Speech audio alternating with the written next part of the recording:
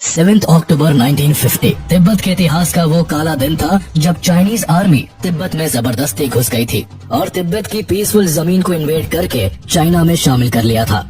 जिन लोगों ने भी इस जबरदस्ती की सरकार के खिलाफ आवाज उठाई उन लोगों को मार दिया गया। एक समय था जब बुद्धिज्म को अपनाकर शांति का संदेश देने वाले तिब्बत का सिक्का और इसके महान शासक किंग ट्रिसोंग डेटसन 8th सेंचुरी के मिडिल में चाइना के टैंग डायनेस्टी जैसे बड़े एम्पायर के छक्के छुड़ाकर चाइना पर अपना कब्जा कर लेते हैं। लेकिन फिर वक्त का पहिया कुछ ऐसा पलटा कि साउथ ईस्ट एशिया में चाइना एक अग्रेसर देश बनकर उभरा और अपनी ताकत के दम पर तिब्बत को नक्शे से ही मिटा दिया। तो आखिर ऐसा क्या हुआ कि चाइना ने तिब्बत को कैप्चर करके अपने अंदर मिला लिया?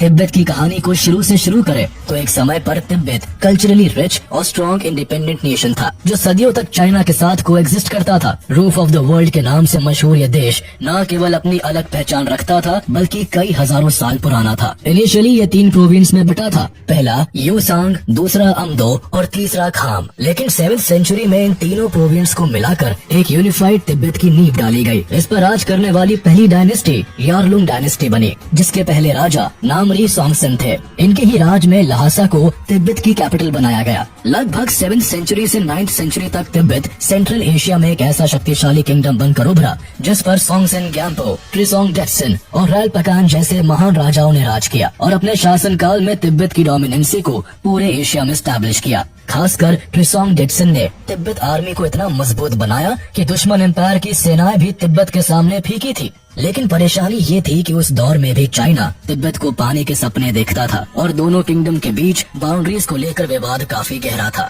करीब 200 सालों तक चाइना और तिब्बत के बीच पावर का टकराव यूं ही जारी रहा और एक दूसरे पर कब्जा करने की पुरजोर कोशिश हुई। लेकिन ये सब कुछ तब थम गया जब तिब्बत की डोमिनेंसी और स्ट्रॉन्ग पोजीशन को देखकर चाइना ने खुद आगे से तिब्बत के साथ पीस ट्रीटी के लिए हाथ बढ़ाया। 821 BC में चाइना के टैंग एम्पायर और तिब्बत के तिब्बतन एम्पायर के बीच एक पीस ट्रीटी साइन की गई और इस ट्रीटी के आधार पर दोनों देशों ने फैसला किया कि वो एक दूसरे की टेरिटरी को हथियाने की कोशिश नहीं करेंगे।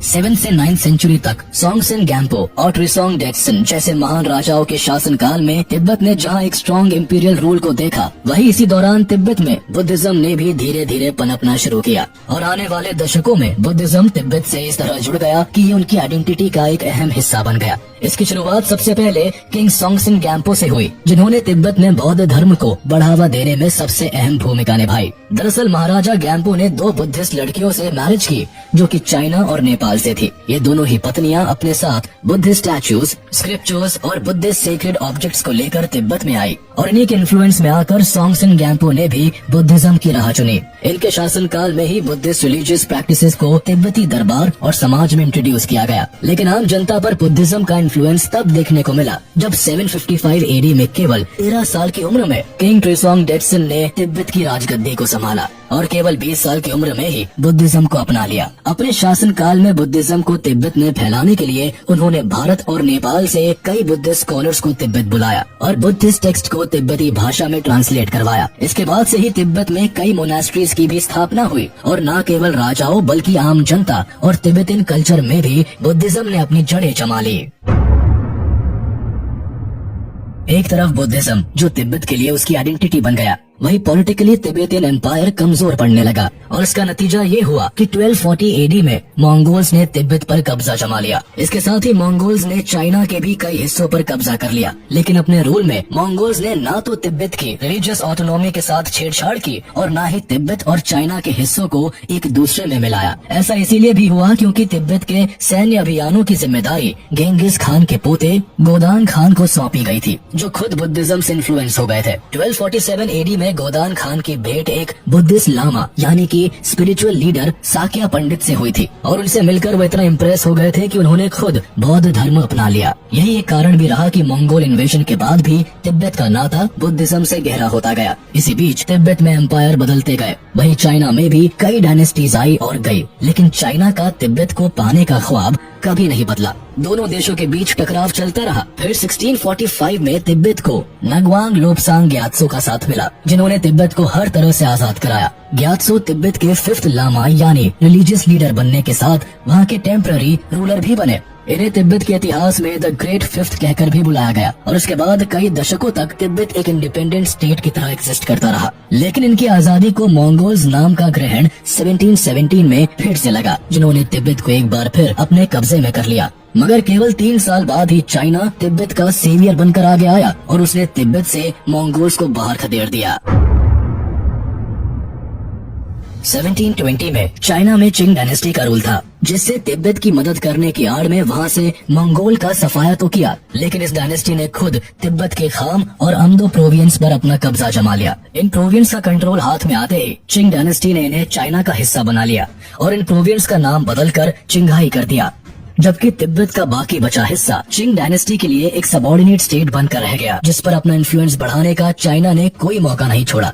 इस दौर में चाइना की चिंग डायनेस्टी का वर्चस्व इतना ज्यादा बढ़ गया था कि इस एम्पायर ने नेपाल, वियतनाम, कोरिया और मंगोलिया के भी कई रीजन्स पर अपना कंट्रोल स्टैब्लिश कर लिया था और दशकों तक वहां राज किया। लेकिन भारत इस डायनेस्टी के रूल से अछूता रहा, क्योंकि वहां पहले ही ब्रिटिशर्स की एंट्री हो चुकी थी और भारत अब ब्रिटिश राज का हिस्सा था। इसी दौरान ब्रिटिशर्स की नजर खूबसूरत तिब्बत पर भी थी। रशियन एम्पायर और ब्रिटिश एम्पायर के बीच चल रहे ग्रेट गेम की वजह से तिब्बत पर कंट्रोल करना सेंट्रल एशिया में ब्रिटिशर्स के कंट्रोल और इन्फ्लुएंस को साबित कर सकता था। साथ ही ब्रिटिश इंडिया और रशियन एम्पायर के बीच तिब्बत एक बफर स्टेट था, जहाँ स्टेबिलिटी होना अंग्रेजों के लिए काफी जरूरी था। इसके अलावा तिब्बत के ट्रेड रूट्स भी ब्रिटेन के लिए मुनाफा कमाने का एक जरिया थे। इसलिए जब ब्रिटेन को डर सताने लगा कि ग्रेट गेम के तहत रशिया तिब्बत पर अपना इन्फ्लुएंस कायम कर सकता है और इससे ब्रिटिश इंडिया पर भी खतरा आ जाएगा, तब 1900 से 1904 में ब्रिटेन ने यंग हस्बैंड के नेतृत्व में एक मिलिट्री एक्सपेडिशन को तिब्बत भेजा। इसका मकसद सेंट्रल एशिया में ब्रिटिश एम्पायर की सुप्रीमेसी बरकरार रखना और तिब्बत को रशिया के इन्फ्लुएंस से दूर रखना था। इसी के तहत अगस्त 1904 में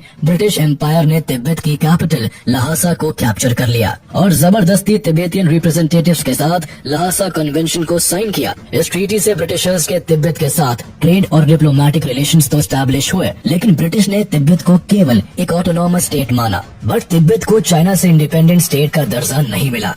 फिर इसके 2 साल बाद ही ब्रिटेन ने तिब्बत को रशिया से दूर रखने के लिए चाइना के साथ एक सीनो ब्रिटिश ट्रीटी ऑफ 1906 साइन की, जिसमें ब्रिटेन ने वादा किया कि वह चाइना से एक कॉम्पेंसेशन अमाउंट लेगा और उसके बदले ब्रिटेन चाइना तिब्बत से जुड़े मामलों में दखल अंदाजी बंद कर देगा। इस ट्रीटी का असर ये हुआ कि ब्रिटेन ने अपनी जियोपॉलिटिक्स के चलते तिब्बत का कंट्रोल चाइना के हाथ सौंप दिया। इससे आने वाले सालों में तिब्बत चाइना के शिकंजे में फंसता चला गया और इस आजाद देश के आने वाले भविष्य का फैसला ब्रिटेन और चाइना ने अकेले ही कर लिया।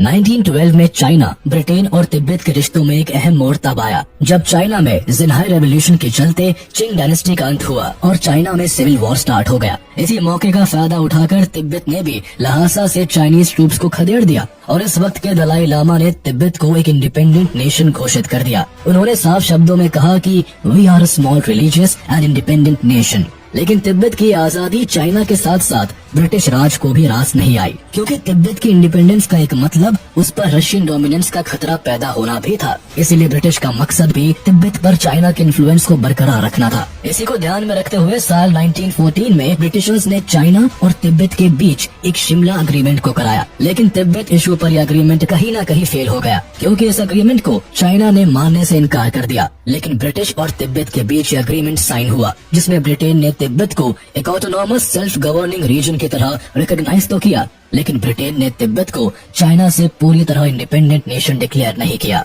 इसी का नतीजा ये हुआ कि आगे आने वाले 40 सालों तक तिब्बत एक ऑटोनॉमस रीजन बनकर स्वतंत्र रहा। इस दौरान चाइना तिब्बत पर अपना इन्फ्लुएंस जमाना चाहता रहा, लेकिन खुद के देश में चल रही राजनीतिक उठापटक, सिविल वॉर और तिब्बत में ब्रिटिशर्स के इन्फ्लुएंस के चलते चाइना तिब्बत से दूर ही रहा।